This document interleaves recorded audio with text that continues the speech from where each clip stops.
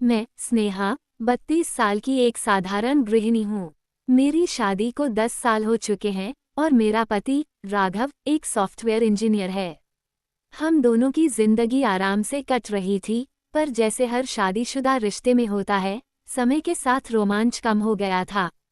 वही रोज की जिम्मेदारियां, वही बातें, वही दिनचर्या। मैं कभी कभी सोचती थी कि काश कुछ अलग होता, कुछ ऐसा जो जिंदगी को फिर से रोमांचक बना दे। लेकिन मुझे क्या पता था कि मेरी यही ख्वाहिश एक दिन सच हो जाएगी, और किस तरह। सब कुछ एक अजीब सपने से शुरू हुआ। रात के किसी पहर मैंने देखा कि मैं एक पुराने अंधेरे मकान में हूँ। दीवारें जर्जर, छत से पानी टपक रहा था और एक हल्की नीली रोशनी पूरे कमरे में फैली थी। मैं घबराई हुई थी, तभी एक आवाज आई, स्नेहा मेरी मदद करो।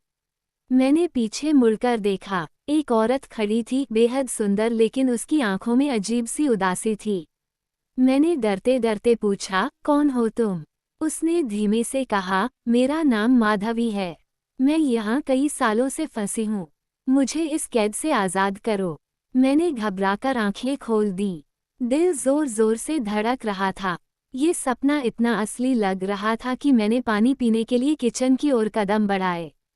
वहां देखा तो राघव पहले से ही बैठा था, आंखों में चिंता लिए। तुम इतनी रात को क्यों उठी? उसने पूछा। मैंने सपना बताया तो वो हंस पड़ा, अरे तुम बहुत ज्यादा हॉरर फिल्में देखने लगी हो। जाओ, सो जाओ। पर मेरी बेचैनी बढ़ती जा रही थी।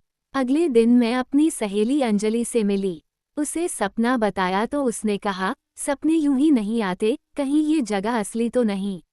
मुझे यह मजाक लगा, लेकिन तभी राघव का ऑफिस का तबादला हुआ और हमें नई जगह जाना पड़ा। ये जगह कहीं और नहीं बल्कि वही शहर था जिसे मैंने सपने में देखा था। शहर में घर तलाशते हुए एक पुराने वीरान मकान पर मेरी नजर पड़ी। मेरा दिल जोर जोर से धड़कने लगा। ये वही था, वही टूटी दीवारें, वही दरवाज़ा। मैंने राघव से कहा, यही घर लेना है।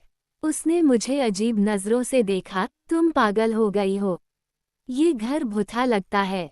प्लीज राघव, बस एक बार अंदर चलते हैं। अनिच्छा से वह राजी हुआ। अंदर घुसते ही मेरी रीढ़ की हड्डी में सिहरन दौड़ गई। सब कुछ वैसा ही था जैसा मैंने सपने में देखा था।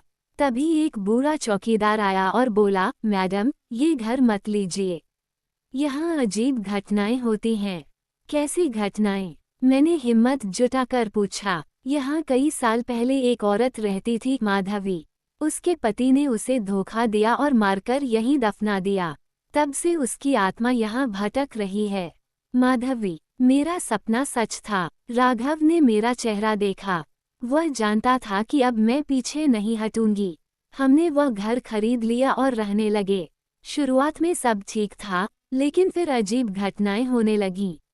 रात में किसी के चलने की आवाजें आती, आईने में परछाइयां दिखती और मुझे अक्सर माधवी की झलक दिखने लगी। एक रात मैंने हिम्मत करके पूछा, माधवी, तुम मुझसे क्या चाहती हो? हल्की हवा चली और मेरे कानों में एक आवाज गूंजी, मुझे न्याय दिलाओ। मैंने राघव को ये सब बताया, लेकिन उसने फिर से इसे मेरा वहम कहकर टाल दिया। पर कुछ दिनों बाद हमें तहखाने में एक पुराना संदूक मिला। उसमें माधवी की तस्वीरें, एक डायरी और कुछ जेवरात थे। डायरी में लिखा था कि माधवी के पति का नाम राघव था। मैंने कांपते हाथों से अपने राघव की ओर देखा। उसने डायरी पढ़ी और उसका चेहरा सफेद पड़ गया। ये क्या है? मैंने धीरे से पूछा। वह कांपती आवाज में बोला, मुझे नहीं पता, लेकिन ये महज इत्तेफाक नहीं हो सकता। हमने माधवी की आत्मा से बात करने की कोशिश की। एक रात जब मैंने उसे फिर से बुलाया तो वह सामने आई।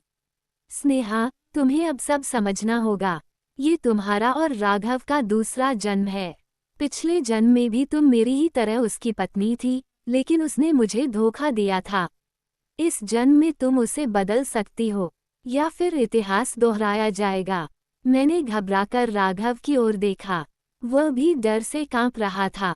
मैंने कुछ नहीं किया। उसने चिल्लाकर कहा, नहीं, इस जन्म में नहीं। माधवी बोली, लेकिन इस जन्म में तुम्हें सब कुछ सही करना होगा। प्यार, विश्वास और ईमानदारी से रिश्ते निभाने होंगे। राघव ने मेरी ओर देखा, उसकी आंखों में कुछ अलग था, पछतावा, डर और शायद प्यार भी। उस रात के बाद से हमारे रिश्ते में बदलाव आया। राघव पहले से ज्यादा प्यार करने लगा, हम एक दूसरे की इज्जत करने लगे, विश्वास करने लगे। माधवी की आत्मा कभी नहीं लौटी, शायद उसे शांति मिल गई थी।